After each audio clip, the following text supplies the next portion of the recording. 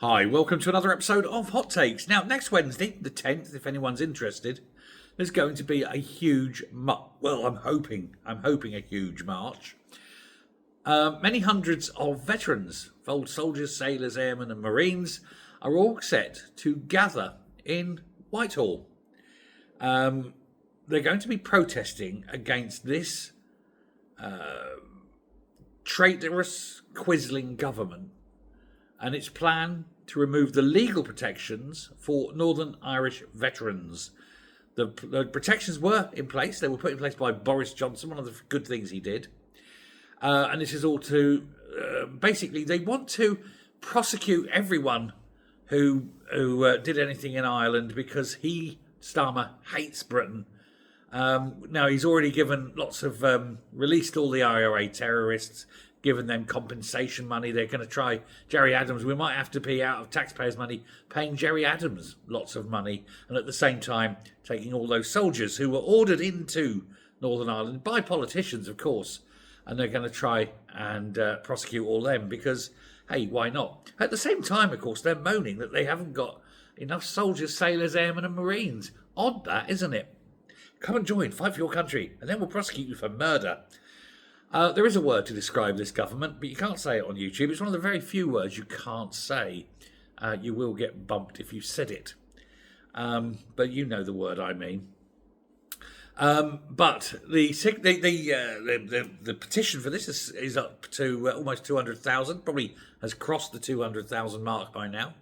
But they're also expecting a second bunch to turn up, coming in, separate protest, but both against the government. So quite literally joining forces. And that, of course, is the farmers. Protesting farmers are also expected to descend upon Westminster and on the same day. So that'll be fun, won't it?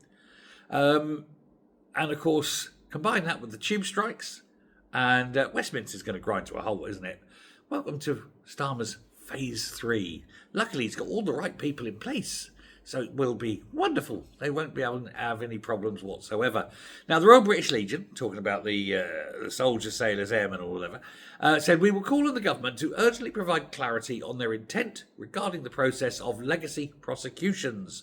We believe that the anxiety and uncertainty created by the current situation is unfair and is having a substantial negative impact on veterans and their families."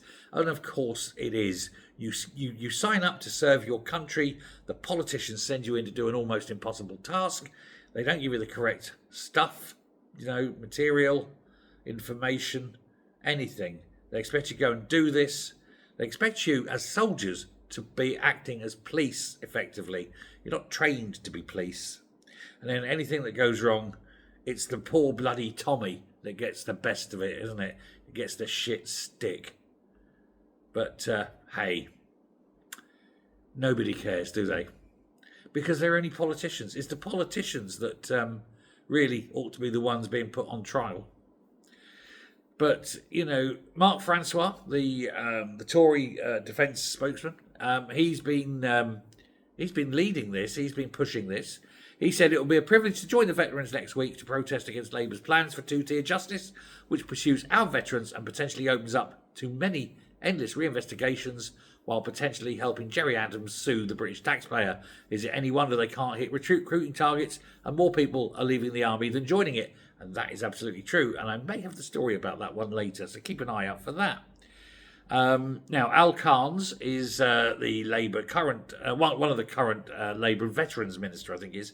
He is still on resignation watch. He may not even be here by the time of this march, so who knows? This is all being pushed, of course, by Richard Hermer, another one of the wankers' bum pals, I think. He hates this country as well, and he goes, "Let's sue all the soldiers. How dare they serve their nation?" They're all right-wing yobs anyway, probably. And that's who we're being led by. Traitors. There's only one crime, really. There's only one punishment for treason. We all know what it is. Let me know what your thoughts are. And if you are around and you can get into London next Wednesday, pop along. Support them. Stand with them. Stand tall. Thanks very much.